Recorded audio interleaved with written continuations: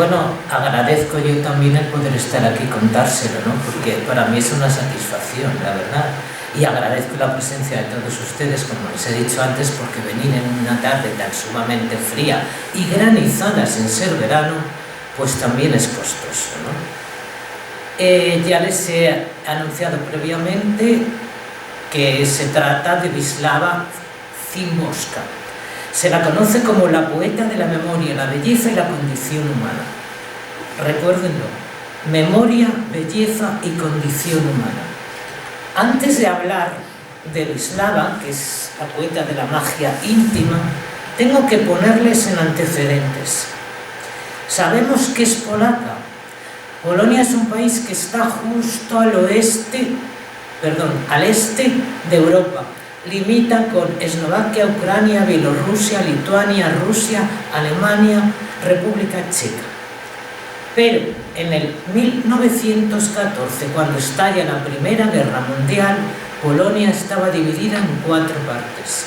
Polonia ha sido un país absolutamente invadido, absolutamente acosado y absolutamente dañado. Por tanto, también sus habitantes.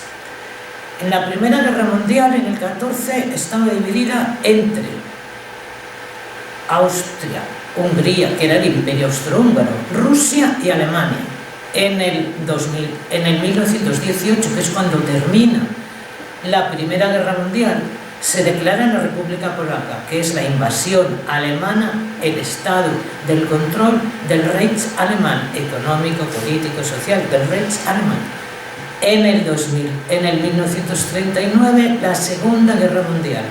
En la Segunda Guerra Mundial aún continuaba dividida y los rusos y alemanes hacen un pacto de no agresión secreto con los dos mandatarios, el Ribbentrop-Molotov, Ribbentrop por Alemania y Molotov, como su nombre indica, por el cóctel y todas las movidas que ya tenemos asociado, los comunistas, los soviéticos, perdón.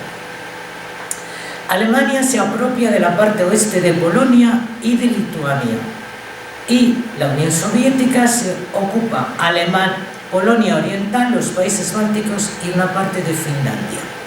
Esto continúa así hasta que deciden una república socialista en el 1947. La Segunda Guerra Mundial termina en el 45, 2 años antes.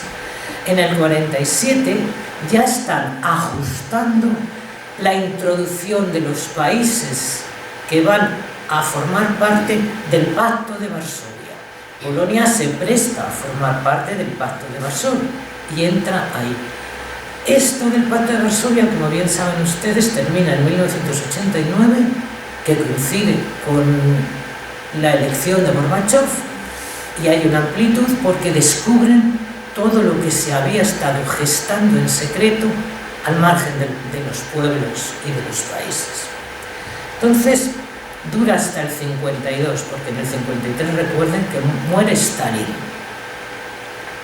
Esto es el mapa de Polonia durante el pacto Ribbentrop-Molotov. Como ven, está la URSS a la derecha y Alemania a la izquierda. Tenemos información de las brutalidades cometidas en los campos de concentración alemán, pero los rusos, que eran los Gulag, eran mucho más terribles. La información nos viene de una periodista, Emily Johnson, que descubre unas cartas del poeta Arseny Formakov que escribe a su mujer contándole lo que está pasando y cómo vive en el Gulag. Los Gulag eran campos de concentración en Siberia que estaban llenos de tiendas de campaña con unas temperaturas infrahumanas.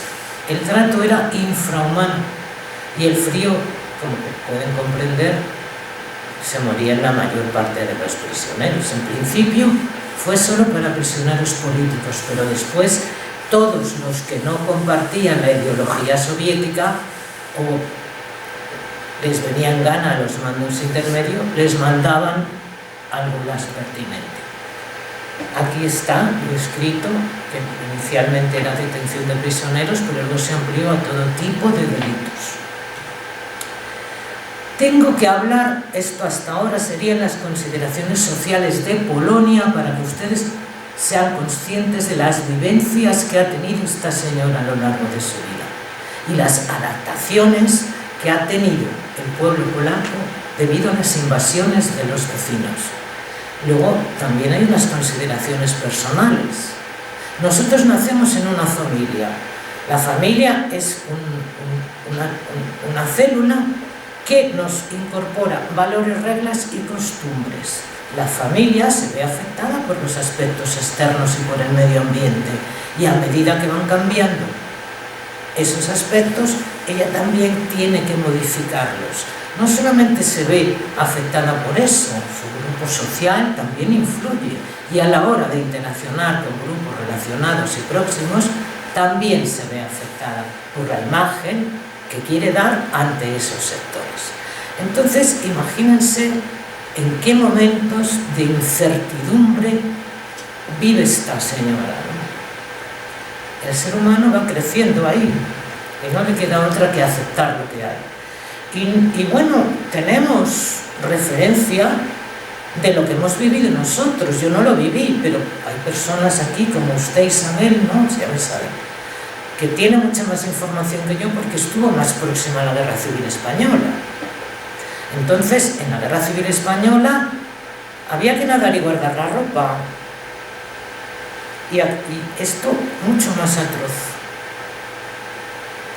Pongo esto de referencia para que se hagan ustedes idea de los cambios que suponía esto a las personas de estos países. Porque yo voy a hablar de Polonia por ser eslava polaca, pero está Rumanía y están todos los países que han formado parte del Pacto de Varsovia.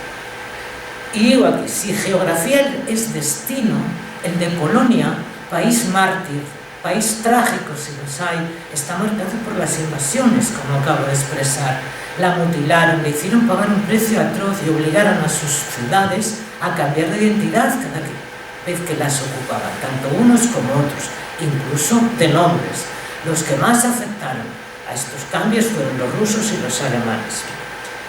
Entonces también sigo preguntándome, ¿qué les pasa a los habitantes de un país cuyos vecinos están empeñados en borrar del mapa a ese país e incluso en momentos a lo largo de su historia no constaba ni en los mapas de Europa? ¿Qué les pasa? Pues que aman a su país por encima de todo. Y ese amor genera unión entre ellos, unión en todos los sentidos, como pueblo, como identidad. A su vez es un país que tiene fe, mucha fe, el 80 y tantos %, no es me lo invento, lo he sacado de las estadísticas, el 80 y tanto % de las personas, está en torno al 87%, de las personas polacas tienen fe y han adorado, y eso lo ha hecho público Juan Pablo II a lo largo de su tiempo, ¿no? Esta sí que es difícil de pronunciar. Nuestra Señora de Czestochowa es muy conocida internacionalmente porque es que además se dice que es la Virgen que liberó a Polonia del comunismo. ¿Por qué se dice eso? Por la fe que tenían los polacos en que eso se iba a liberar. Y en el monasterio de Jasna Góra es un lugar de peregrinación constante, donde se daba a adorar, a pedir, a rezar, a estar y hablar con ella.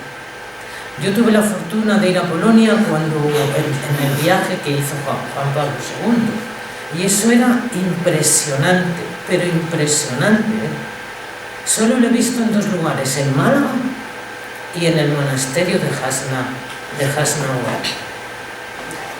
La gente iba de rodillas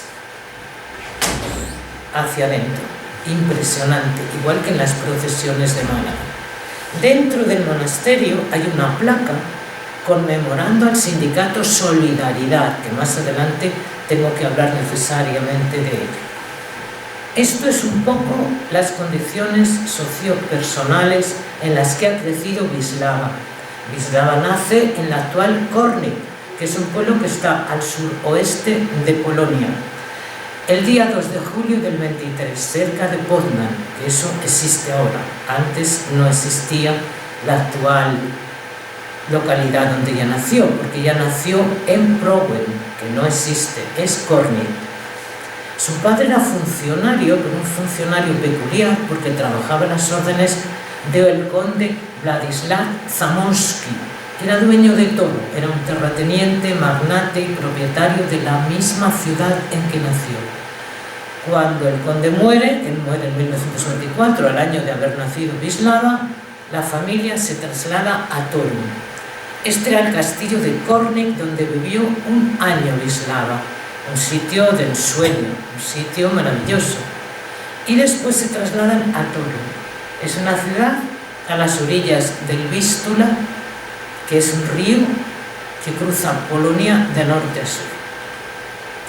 En Torun, como era pequeña, pues cuando llega la edad de escolarizar, se escolariza en una escuela y ya a los 5 años empieza a despuntar. A los 5 años ya escribe Wisława poesía. ¿Qué sucedía? En su casa había un ambiente culto intelectual y ella leía lo que escribía y le enseñaba a su padre. Su padre, si le gustaba, le daba una moneda como recompensa y ahí evidentemente estaba inculcando a su hija una serie de valores que a lo largo de su vida pues le sirvió de muy bastante, no de muy mucho, de muy bastante. Su familia después se traslada en 1931, se traslada a Cracovia. Cracovia es la ciudad donde va a vivir hasta su muerte y va evolucionando en esa ciudad, en Cracovia. Cracovia es una ciudad con una larga tradición literaria a lo largo de toda la historia. Y allí cursó sus estudios, como acabo de decir, vivió y evolucionó en Cracovia, rodeada de aquello que ella verdaderamente sentía que tenía que hacer. Durante su juventud, en Cracovia, perdió a su padre. Era joven, era adolescente. Y también vivió la primera consecuencia de la ocupación alemana, que fue cruel, tenía 17 años. Esto es Cracovia. Cracovia es una ciudad medieval genialmente conservada. La barbacana de Cracovia es esta, como verán ustedes, está genialmente conservada. La plaza del mercado, en el río Vístula se celebran regatas, son equipos. Es una ciudad muy abierta, muy dinámica, muy cultural. Y la inferior derecha es una imagen del colegio Mayús, colegio que antes era la Academia Jagellónica, que Cirilo III la fundó. Ahora hablaré de ello. Pero es uno de los colegios, ahora se llama Colegio Mayús, porque la Universidad de Jagellónica, como todas las universidades, ha ido ampliándose y formándose de distintos campus universitarios. Y este es uno de ellos. El río Vístula divide Cracovia en dos zonas. La más alta es la zona de Babel, donde está el famoso castillo. Y ahí se instalan y además de una forma absolutamente clandestina, porque los alemanes cuando llegaron, invadieron Polonia, prohibieron estudiar y cerraron todas las escuelas públicas. Ella tenía 17 años, le fastidiaron el terminar prácticamente la secundaria y tuvo que hacerlo todo de forma clandestina, porque hasta el 45 no termina la guerra, ni la invasión. Por tanto, todo fue de forma clandestina. Y con tan mala fortuna que el nazi Hans Frank, que fue el gobernador general de Polonia, de la zona alemana de Polonia, se instala en el castillo de Babel. El miedo estaba en todas partes, porque este hombre fue el instigador del Holocausto con los alemanes. Imagínense qué ciudadano, ¿no? Y ahí estuvo. ¿Qué aportan los alemanes a Polonia? Pues nada, igual que los rusos, pero lo que aportaron realmente fue miedo, dominación, dolor y hambre, y lo llenaron de devastación, porque destruyeron Polonia. Aquí tienen en la imagen superior, en la zona izquierda, abajo están las vías por donde llegaban los trenes a este campo de exterminio. Yo lo llamo exterminio porque fue un campo de exterminio tal como lo pronuncio, porque hay literatura al respecto que demuestran lo que digo. Aquí llegaban los trenes llenos de personas, de seres humanos, desde bebés hasta gente mayor, personas que no podían casi ni caminar. Una vez que pasaban la persiana de la imagen superior, ya no salían, les distribuían en los pabellones que tenemos aquí y les separaban mediante vallas electrificadas. Así es como vivían. Bueno, ya no voy a entrar en que si les queman o no les queman, porque eso ya lo saben ustedes, y abandonamos la historia, la abandonamos del campo este, ¿no? Como acabo de decir, se formó de forma clandestina, termina la secundaria en el año 41 y en el 43 los alemanes la ponen de trabajadora en los ferrocarriles. Ella tuvo que aceptar, porque si no aceptabas te deportaban a Alemania y no sabías que era peor, porque deportarte a Alemania significaba ir a campos de trabajo que nunca sabías lo que iba a resultar. Y ella accedió, pero consiguió trabajar creando ilustraciones en un libro de texto de inglés, porque había muy poca gente que supiera inglés, y ella lo utilizó en beneficio de los demás y en su propio beneficio. Y también comenzó a escribir cuentos y poemas. Ella nunca abandonó la poesía, porque realmente la encantaba, y ahí era su liberación. Yo he hablado de Wisława, todavía no he entrado en Marina, como vulgarmente se dice, pero aquí tenemos, que se lo he referenciado para que tomen nota si tienen interés. Mircea Cartarescu. Mircea Cartarescu es rumano y tiene mi edad, y describe una epopeya en el libro El Levante. Es una epopeya cómica, pero es heroica, de la opresión rusa en Rumanía. Y tenemos a una criatura de 45 años, que es Tatiana Tiulea, que en el libro de El jardín de vidrio es impresionante, ¿lo has leído? Pone los pelos de punta, porque está hablando de niños, lo que supone la opresión soviética en los niños, que tienen que hablar ruso por narices, porque el niño se siente más seguro hablando ruso que hablando moldavo, porque sabía lo que estaba sucediendo. Y tremendo cómo vivía la población, y lo describen de una forma metafórica. Son dos estilos distintos para que ustedes, si quieren profundizar, puedan hacerlo. Y son dos libros muy bonitos, duros pero muy bonitos. Después de la guerra, en el 45, escribió: después de cada guerra, alguien tiene que limpiar. No se van a ordenar solas las cosas, digo yo.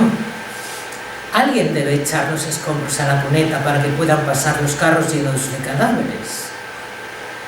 Alguien debe meterse entre el barro, las cenizas, los muelles de los sofás, las astillas de cristal y los trapos sangrientos. Alguien tiene que arrastrar una viga para apuntalar un muro.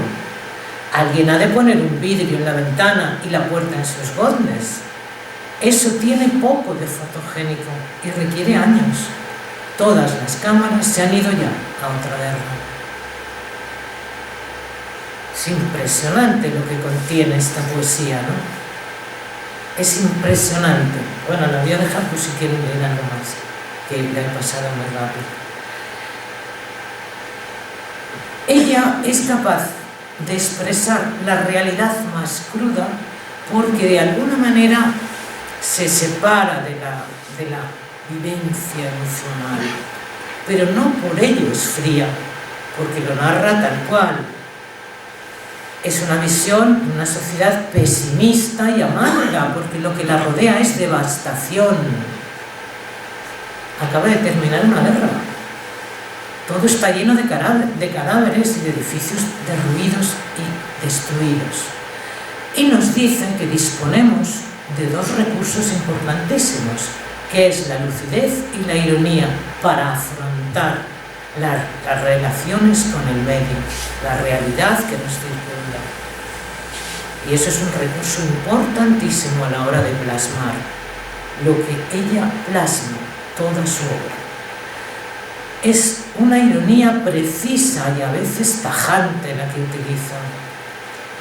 Desprende, lo acabo de decir, una sensación de desapego irónico, pero no hay otra forma de contarlo. Igual que nuestros autores lo han contado de forma metafórica o de forma epopéyica, ella lo cuenta de esa manera. Y exalta las pequeñas cosas y curiosas que nos diferencian y nos determinan como seres humanos. Sus poemas son notables por su lenguaje y precisión. Son nítidos, aforísticos y ninguno se alarga demasiado. Ahora un corte, que es el corte que les avisaba antes. Les pongo una abstracción más amena para que cambien los fusibles y la energía que corre por sus circuitos.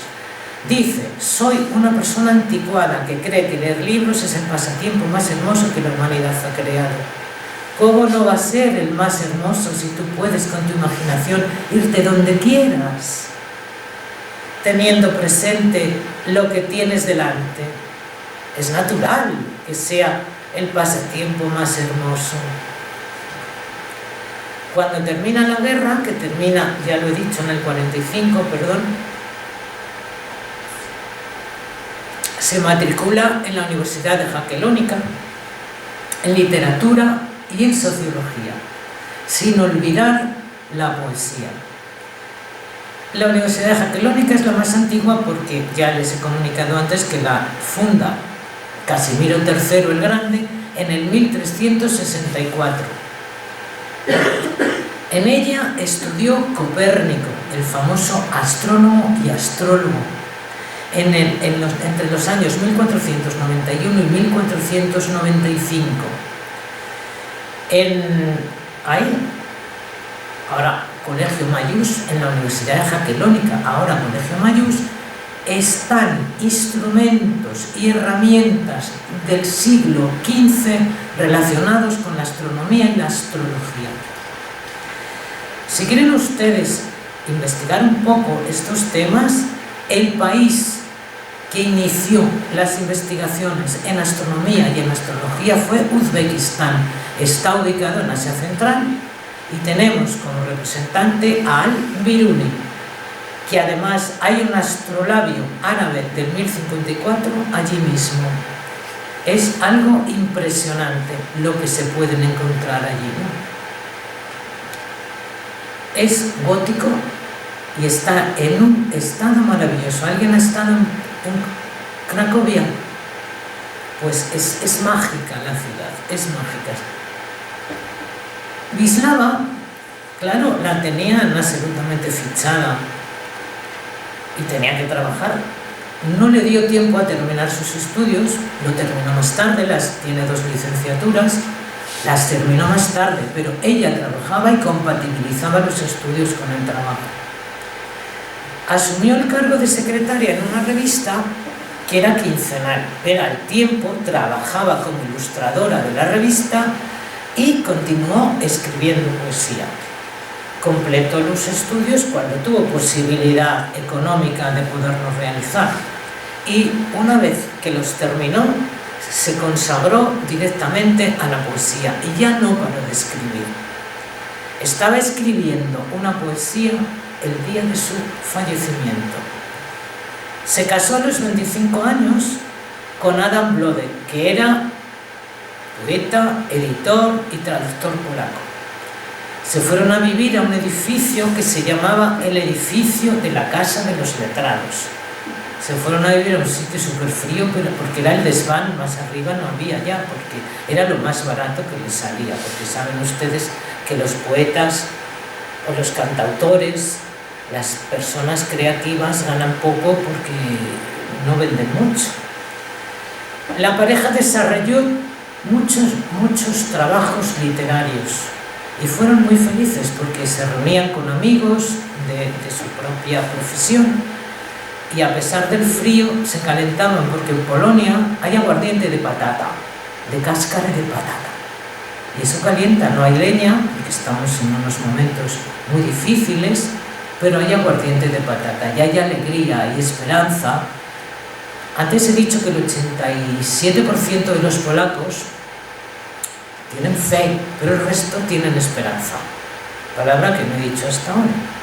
Y ellos tenían esperanza. En la década de los 50, Wisława es miembro desde el 47 del Partido Obrero Unificado Polaco. El Partido Obrero Unificado Polaco es de tendencia marxista-leninista. Inicialmente fue socialista, pero a medida que evolucionó se hizo comunista y gobernaba el país, que no dejaba de ser una dictadura de izquierdas, como vamos a ver a continuación. Después, a partir del 52, la poeta se hace mucho más intimista, mucho más reflexiva. Y a pesar de defender el comunismo, porque va evolucionando igual que el partido, reflexiona de otra manera. Se separa de Ada, pero se enamora de Kornél Filipovich, ya cerca de los 40. Se separa de su marido, pero nunca llega a divorciarse. Simplemente se va a otra casa a vivir. Porque lo que les une es la amistad. Son grandes amigos.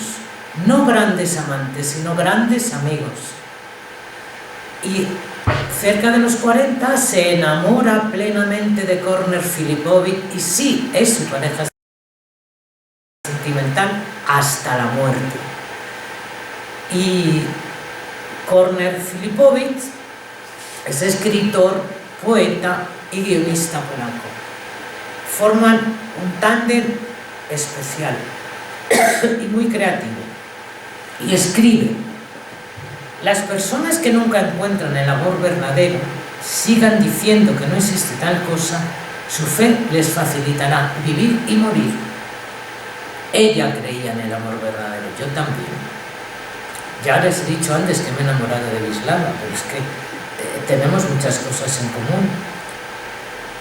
Ella admiraba a Miloš Czesław, que es otro escritor y fue premio Nobel antes que ella en 1980, que a pesar de ser lituano vivió todo el tiempo en Cracovia y le admiraba. Es que le admiraba y es que es digno de admirar porque tenían muchas cosas en común, incluida la defensa antisemita. Ellos apoyaban a todas las personas que estaban perseguidas por el nazismo, les apoyaban, les daban cobijo y les ayudaban en la medida que podían. Y le ayudó también a llevar la vanguardia lírica polaca con el grupo literario que había fundado Czesław, que se llamaba Zagari. Y otro, al que admiraba, otro poeta, escritor, es a Zbigniew, Herbert Zbigniew. No es que esté haciendo mágaras, es que se pronuncia así. No lo sé pronunciar bien porque es precioso el polaco, ¿eh? El otro día lo hablé. Es precioso pronunciarlo bien. Pero claro, yo no puedo pronunciarlo bien porque no lo sé pronunciar. Fue poeta, ensayista y dramaturgo. Fue líder de uno de los movimientos más importantes contra la dictadura comunista. Porque una cosa es ser comunista y otra era participar de la dictadura comunista. Era diferente. Es un reconocido poeta de los más importantes que ha tenido la literatura polaca. La obra de Wisława, teniendo en cuenta que es una mujer que ha evolucionado y vivido durante la ocupación alemana con todas esas aberraciones cometidas durante las invasiones y las guerras, pues es digna de leer, digna de disfrutarla. Lo he dicho antes en Petit Comité y lo vuelvo a repetir. En el 45 debuta con un poema Buscando la palabra. Nadie la conocía, pero debuta con ese poema. Es decir, termina la guerra y ya parte de la obra que tiene dos periodos. Una antes del 63 y otra antes del 93. Entonces, en el 45 ya lanza lo que tiene realizado, nada más. Terminar la guerra. Ya tenía otra colección preparada en el 49, pero no pasó la censura y no la pudo publicar. A partir del poemario Por eso vivimos en el 52, es cuando se empieza a dar a conocer a nivel externo, porque prácticamente no la conocía. En preguntas hechas a una misma, ahí es cuando ya va adquiriendo un sentido más profundo su obra. Aborda poéticamente los dilemas filosóficos que la inquietan y revela el carácter introspectivo que va a tener su obra. Ahí ya lo vislumbra. Cuando comienzan a aparecer sus poemas en los diferentes periódicos y medios locales, es evidente que es cuando se está dando a conocer. Publicó más de 15 libros, pero 15 libros que son poemarios más bien, ¿no? Y entró en el semanario Vida Literaria del 57 al 81 y trabajaba unas columnas que se denominan folletines literarios, unas columnas dentro del diario, ¿no? Que no eran nada convencionales, pero tuvieron mucho éxito, porque eran extremadamente críticas, con una pluma increíble, con una ironía impresionante y pasaban todas la censura. Con Llamada al Yeti les vuelvo a recordar que Stalin murió en el 1953.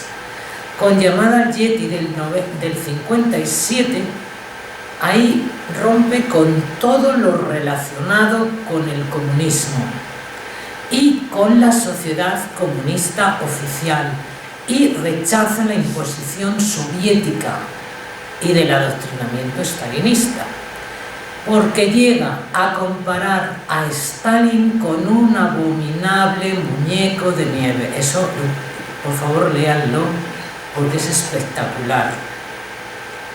Que se puede ser comunista pero no sanguinario. A lo mejor hay aquí alguien que está en contra de la expresión que acabo de dar, pero yo opino así y como doy la conferencia me permito el desliz de decirlo. Con estas acciones rompió evidentemente con todos los miembros y todos los lazos del Partido Unificado Polaco, de Trabajadores Polacos. Más tarde hizo público que renegaba de sus dos primeros libros por esa vinculación que tenía partidista con el comunismo y con el socialismo. Ella misma lo hizo público. Es evidente que la pauta de los trabajadores, de los trabajos, de la mayor parte de los literatos que se publicaban, estaban relacionados o reflejaban la filosofía socialista. Es natural. Eso pasó aquí también durante la dictadura franquista. Solo se salvaba de vez en cuando la Codorniz, que tenía además un sentido humorístico muy peculiar, y dada la ignorancia del sistema y más del régimen, pues pasaba muchas veces la censura, porque no se enteraban ni siquiera de lo que ahí se ponía, ¿no?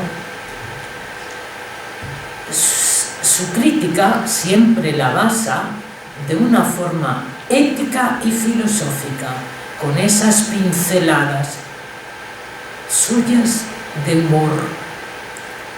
Se inicia en indagaciones poéticas profundas sobre el espíritu humano y la individualidad, y va increciendo su obra por esa vía, por ese camino. Por eso dije lo de que ella había traspasado la barrera del sonido. Tiende a despojar su poesía de retórica y recurre al distanciamiento intelectual y emocional por medio del humor. Ya lo he dicho antes, pero lo vuelvo a reflejar. Es frecuente el recurso del lenguaje coloquial y sencillo. Ella no se enreda en grandes palabras, en grandes frases, en grandes expresiones, porque son aforísticas. Y quiere que se la entienda, quiere llegar, quiere que la gente, ya lo verán al final, es que me emociona.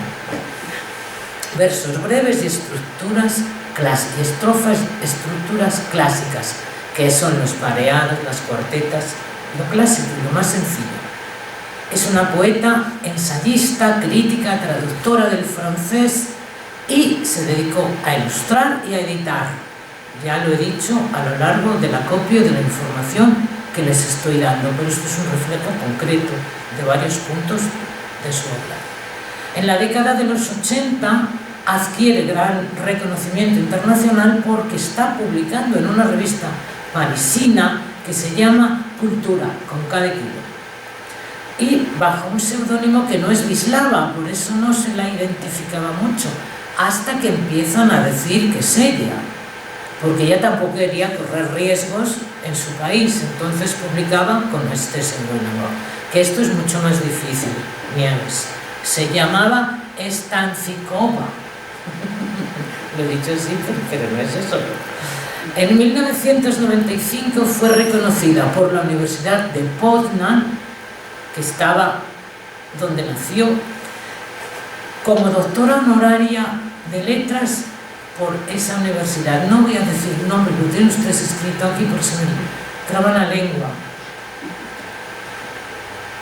Esto es lúdico, descanso lúdico mental, lo que les he dicho antes. Aquí está el café donde se relacionaban y se encontraban. Era el punto de encuentro de los poetas y literatos jóvenes de la época. El café Nova Provenza. Esto lo he pronunciado bien porque es más fácil, tiene menos letras.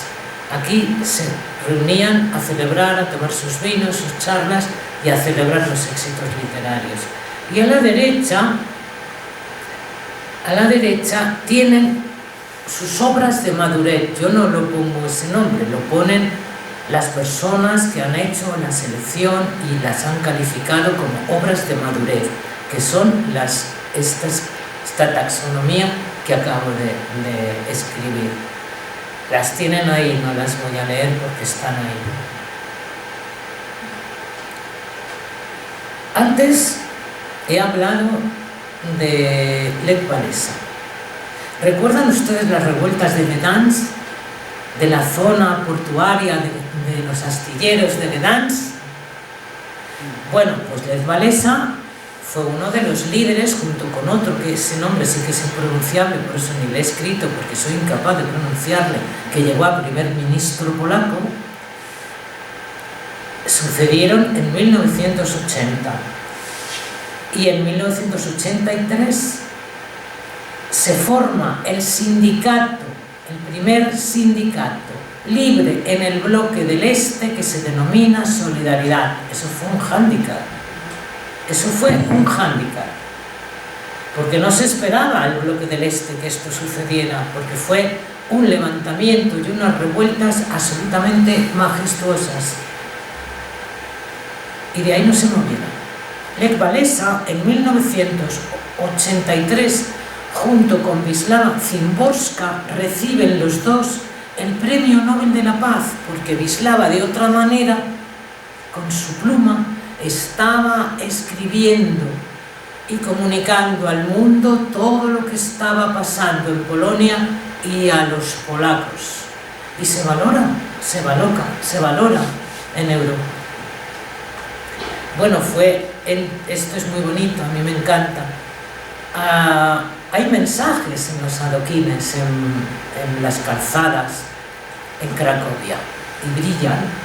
Y es impresionante, esto está en el suelo, pasan los coches, los pisan los viandantes, y es una placa conmemorativa del Sindicato Solidaridad, cuando se fundó, en 1980. Y no solamente esta, hay montones, ¿no? Hay montones.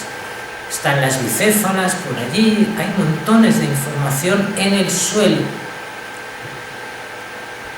A los existencialistas es evidente que no nos gusta bromear, digo no nos gusta porque yo soy existencialista, Y Wisława es menos solemne y más irónica, y está más desapegada de sí misma y nos revela que filosofía y poesía son vasos comunicantes.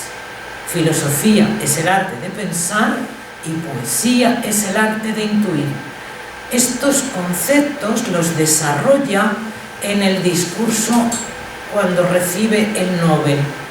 Todos los discursos de recepción de los premios Nobel están publicados del inicio al final en internet, lo pueden ustedes encontrar en internet. Y Wisława habla de esto. Les voy a leer un poema que es la clave de la poesía de Wisława y, como verán, está relacionado con después de la guerra. De alguna manera el estilo, la forma, siempre es la misma. Se titula Todo. Palabra impenetrable y henchida de orgullo. Habría que escribirla entre comillas. Aparenta que nada se le escapa, que reúne, abraza, recoge y tiene. Y en lugar de eso, no es más que un jirón de caos. Es impresionante lo que dice aquí, ¿no? Todo es un jirón de caos. Es el fondo forma, hay que entender a Wisława, por eso digo que me enamoro de ella. Aborda lo que considera los más hondos recovecos del ser humano, siendo el hombre el centro de todos sus interrogantes. De su poesía se desprende una consideración antropológica basada en la finitud humana, la debilidad del hombre frente a la naturaleza.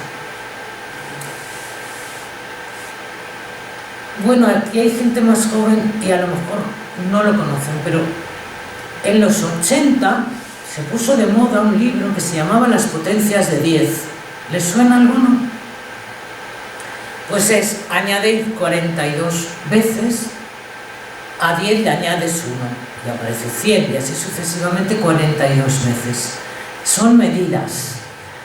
Se mide desde la palma, desde el dorso de una mano, es un picnic en el campo, y son fotografías, se mide a través de fotografías.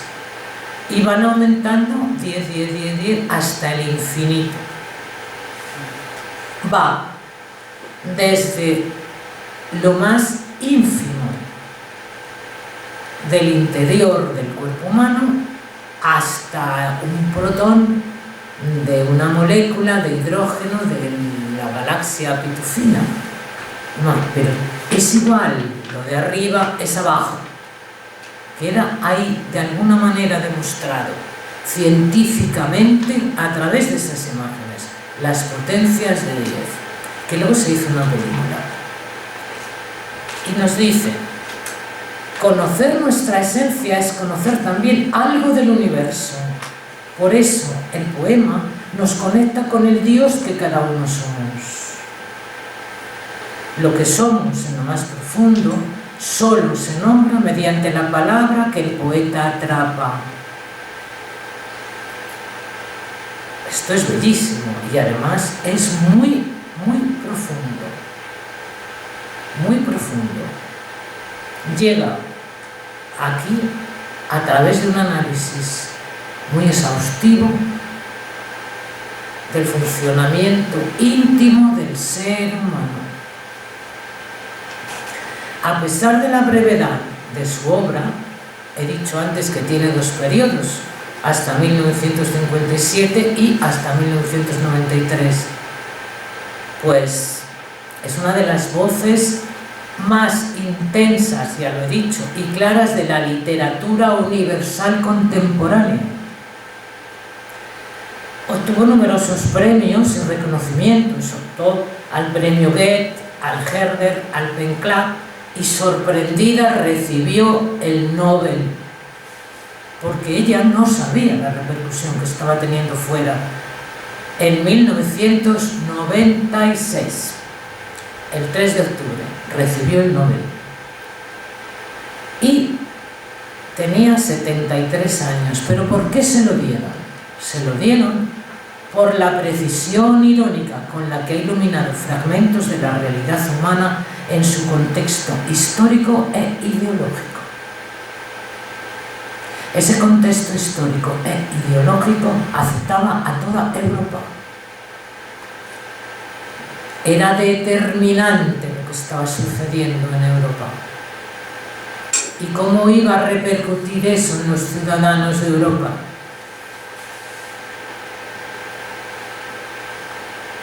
Pero eso solo se ve cuando se está en otro universo distinto.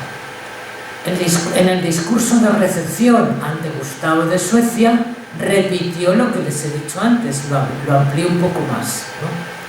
Porque dice que pensar e intuir son dos ríos que desde distintos confluyen y desembocan en dos palabras. Lo que he dicho antes del discurso, lo tienen ustedes ahí, es muy bello.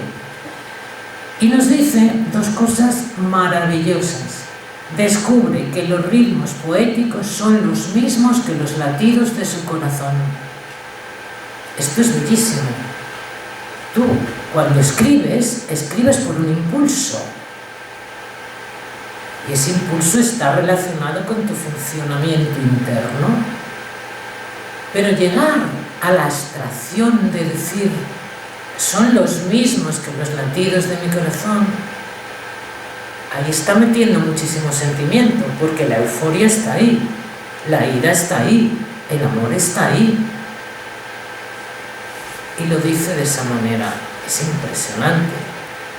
Por eso digo que en su obra, esto es mío personal, en su obra se observa su trabajo consciente y su propia alquimia. Está ahí. Se dice de ella que es Mozart de la poesía por la riqueza de su inspiración y sobre todo por la leve gracia con que ordena las palabras. También que hay algo de la furia de un Beethoven en su actividad creadora. Claro que la hay. Si han leído ustedes, aunque sea de forma sucinta, parte de lo que les he dado, habrán observado que claro que hay esa furia, claro que la hay. En su voz existe y la acompaña la creencia de que lo muy pequeño contiene lo más grande.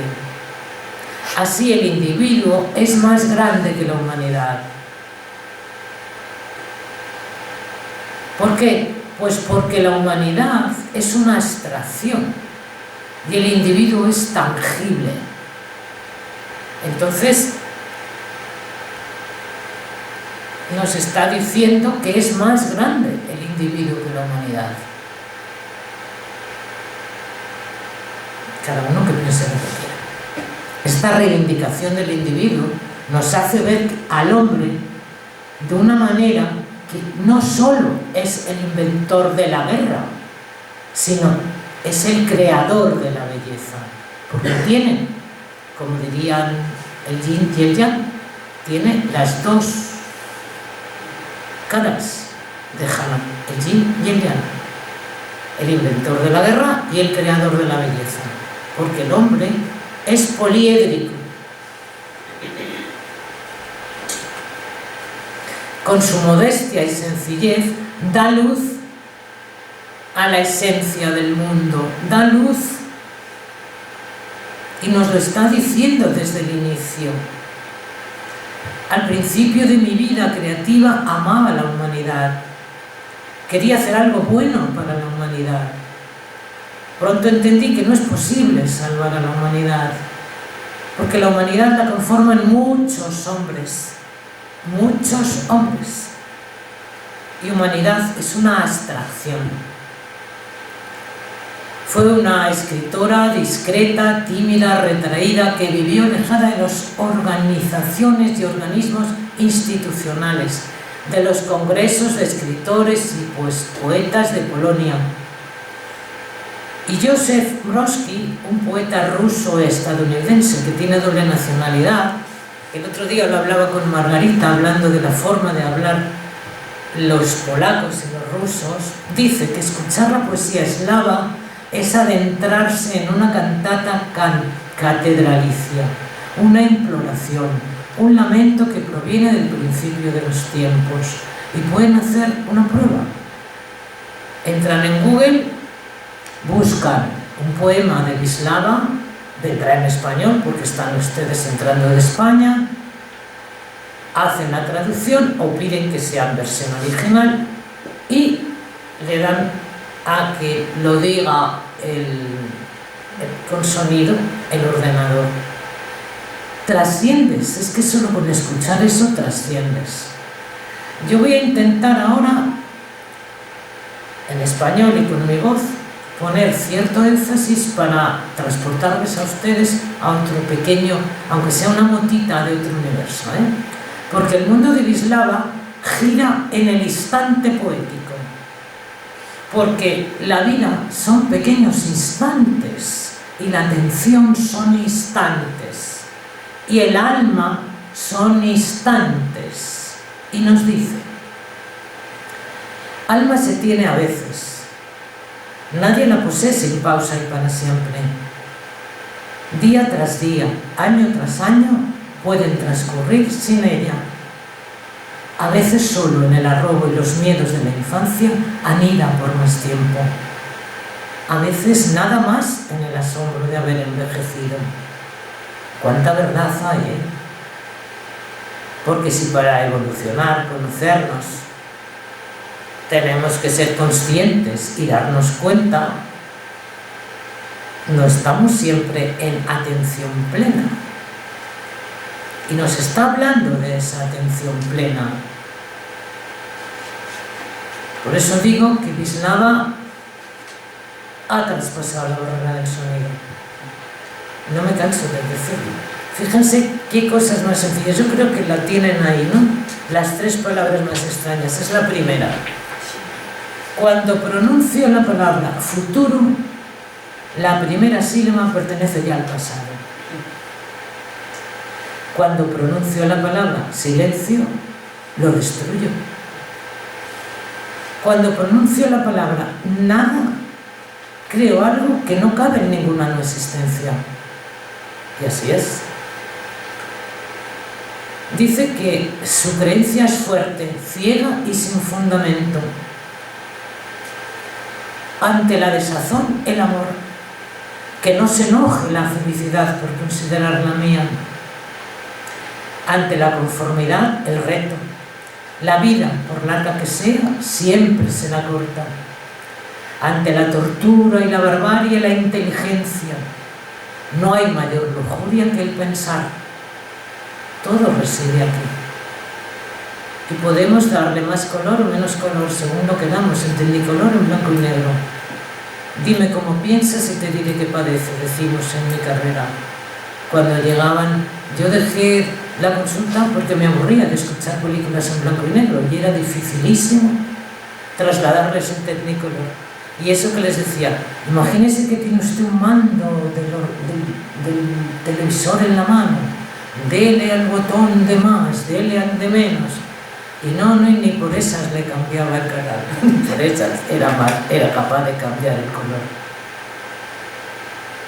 Y de hecho, ella nos lo está diciendo constantemente. No hay nadie en mi familia que haya muerto de amor. Lo que pasó, pasó, pero nada de mitos. Romeos tuberculosos, Julietas con difteria, algunos por el contrario llegaron a la decrepitud. Ninguna víctima por falta de respuesta a una carta salpicada de lágrimas. No hay dramatismos. El dramatismo lo pones tú. Ya estoy terminando, Nos dice que cuando escribo siempre tengo la sensación de que alguien está detrás de mí haciendo muecas. Por eso huyo todo lo que puedo de las grandes palabras. No utiliza grandes palabras. Utiliza palabras sencillas y aforismos, como he dicho antes. Es una mujer, una poeta de profundidad filosófica existencialista, mezcla de afilada ironía y de refinado humor, juguetona, traviesa, emotiva, estudiosa de la metafísica y de la cotidianidad. Llaman metafísica a la trascendencia, se lo aviso porque yo he puesto lo de metafísica porque no les gusta lo de la trascendencia. Yo me he ceñido al guión establecido, pero no es metafísica, es trascendencia. Y los que se trabajan constantemente sus formas humanas de actuación saben que no es metafísica, que es trascendencia. En el 2011 recibe la Orden del Águila Blanca, que es el honor más alto que concede el gobierno polaco a personas merecedoras de él. Y murió en el 2012, es decir, antes de ayer. Antes de ayer, por eso estamos celebrando el primer centenario de su nacimiento, porque vivió 88 años. A pesar de ser una fumadora empedernida, que le decían las personas, es una anécdota que voy a contar, le decían las personas: Wisława, por favor, deja de fumar, que te vas a morir. Y decía ella: ¡ah! ¿Y todo lo que hay ahí?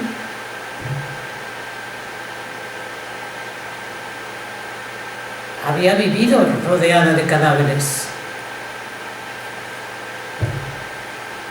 El País, a su muerte, publica un artículo que se titula "Irónica precisión al retratar la realidad humana".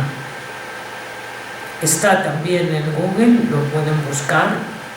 Les he puesto aquí una dirección, esta dirección que tienen, que es lo primero que consta en el pequeño dossier que les he dado, donde viene muchísima poesía y muchísima obra de Wisława. Pero nos vamos a despedir de Wisława como le corresponde a Wisława, con su epitafio, que lo escribió ella misma. Aquí yace, como la coma anticuada, la autora de algunos versos. Descanso eterno tuvo a bien darle la tierra, a pesar de que la muerta con los grupos literarios no se hablaba, aunque tampoco en su tumba encontró nada mejor que una lechuza, jacintos y este tren. Y termina diciendo: transeúnte, quita a tu electrónico cerebro la cubierta y piensa un poco en el destino de Wisława. Quiero hacer una aclaración. Para mí, este epitafio y este final escrito por ella al final de sus días nos está dando una indicación. Piensa, transeúnte, eres transeúnte de la vida, aquí no te quedas eternamente, eres falible. Piensa un poco en el futuro, en el destino y muévete. Muchas gracias por su escucha y su presencia en un día como el que hemos tenido esta tarde, ¿no? Que hasta ha granizado. Pero dicen que el granizo es para bienes. Así que reconfortémonos con las bolitas. Muchas gracias.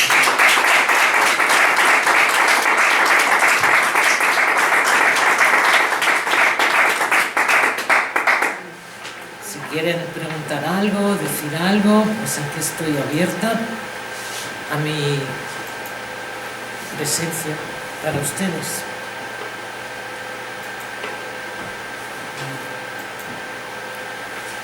Digan algo, por favor, que me dé. Yo quiero Isabel. Bueno, primero Isabel y luego Javier. Quiero felicitarte por la muchas gracias. obra tan amena, tan ilustrada, tan bien explicada. Me ha encantado. Muchas Además, gracias. conocemos a una autora nueva. Sí, porque es una desconocida, una gran desconocida, y es una maravilla, de verdad. Yo les recomendaría a todos que tomaran contacto con ella, porque es una maravilla su obra. Javier, muchas gracias, insisto, Isabel. He querido escuchar que has dicho que Wisława decía que pensar era un acto de lujuria. Claro, en el sentido de que tú al pensar te das un gusto enorme. Ya está. Y te puedes recrear en el pensamiento. Tienes que tener en cuenta lo que la rodea. Pero no obstante, es una lujuria en todos los sentidos y aspectos. Tú te puedes recrear en tu mente lo que quieras. ¿Cierto o no? ¿Cómo lo has entendido tú? Iba más hacia un lado morboso. No. Porque quizá imaginar sí, pero pensar... Pensar. Tú Las ten en fantasías. cuenta... Claro, pensar. Tú piensas cuando... tú puedes fantasear, pero siempre es a través de un pensamiento, Javier. Sí, sí. Ese pensamiento te lleva a una imagen y esa imagen es la que te recreas y creas.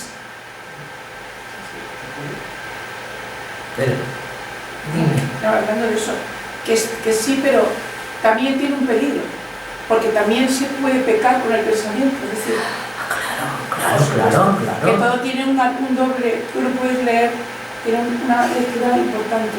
Y otra cosa, aprovecho que me ha parecido muy, en eso sí que estoy de acuerdo, que muchas las admiro, pero que en muchas cosas tú sabes que yo no estoy de acuerdo. ¿Sabes? Sí. Pero me ha gustado mucho, como tú lo has explicado, me ha encantado.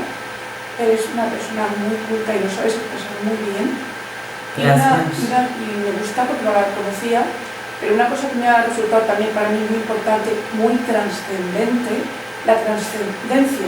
Porque la trascendencia, yo soy evangélica, lo sabes, cristiana evangélica, para nosotros es muy importante.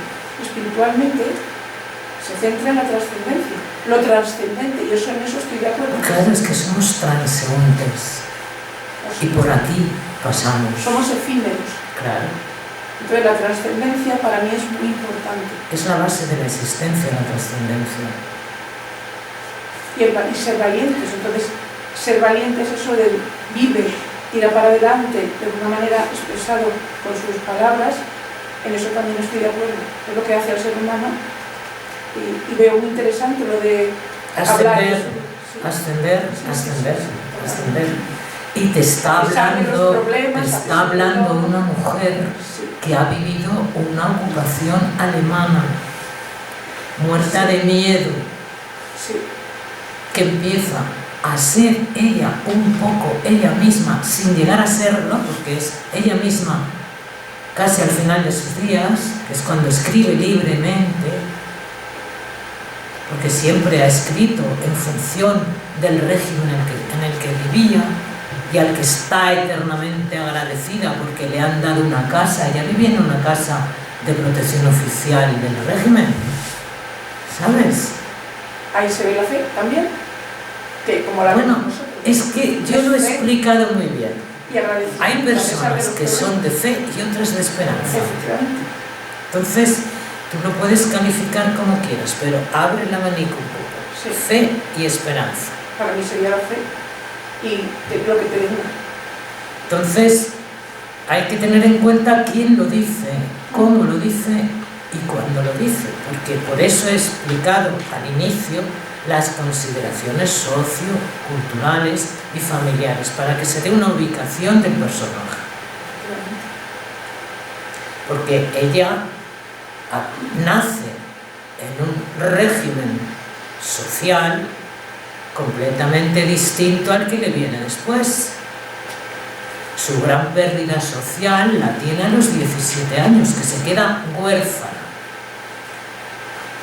de un funcionario, pero el padre era un funcionario militar, si no, no tiene ese poder que tenía con el conde, porque era el brazo derecho del conde. ¿Qué pasa? Llega la ocupación alemana, pum, pum, pum, y se dedican a decapitar. Eso es lo que hicieron. Y la familia no podía decir nada porque les meten en Auschwitz. En Auschwitz no, porque era para otras personas, pero casi. Y si son los vecinos de al lado, te mandan al gulag, que no es la comida. El gulag, no, es gulag. ¿Sabes? Entonces tienes que estar quietecita. Y eso aprendieron muy bien. A observar y a callar. La disciplina. Claro, pues... ¿Alguna pregunta más? Quiero felicitarte nuevamente. Muchas gracias, María Me bonita. ha encantado tu exposición y yo me quedo con el no a las palabras grandes. Es que eso es lo importante, ¿no? Porque es cuando llegas realmente. Exacto.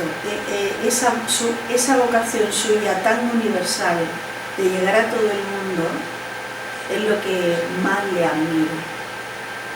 O sea, Sí, y además... absolutamente su talento, su brillante, pero que radica en la sencillez, en lo que más me gusta. Es que fue la forma de llegar a todo el mundo, ¿no?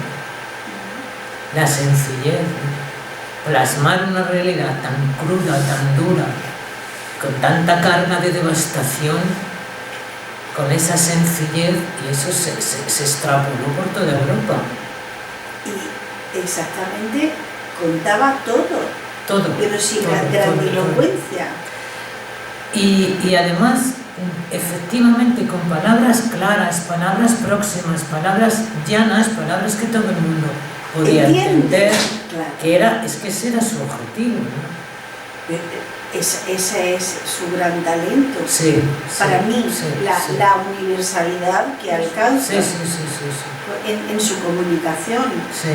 La poesía no es fácil de abordar para una persona normal, para cualquiera, yo me incluyo, para cualquiera.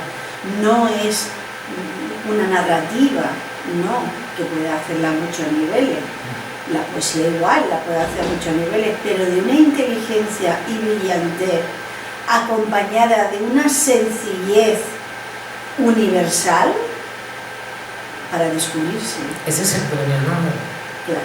Eso es lo que la distingue y diferencia de otro contenido. Es que para mí ese es el verdadero talento, lo que verdaderamente le admiro. Por supuesto que la leeré. Se lo transmitimos a ella. Sí. Gracias por ser tan sencilla. Muchas gracias, María. Gracias, Margarita. Y gracias a todos. A mí me ha encantado también. Vamos, creo que todos lo compartimos. Y ya estoy pensando en cuándo será la próxima y de qué irá. Me quedo con esa... Pues hay que esperar que tan seguido, ya soy muy mayor y mi cabeza no da para tanta conexión neuronal, no te vayas a pensar. No, hay que somos muchos, aquí somos muchos.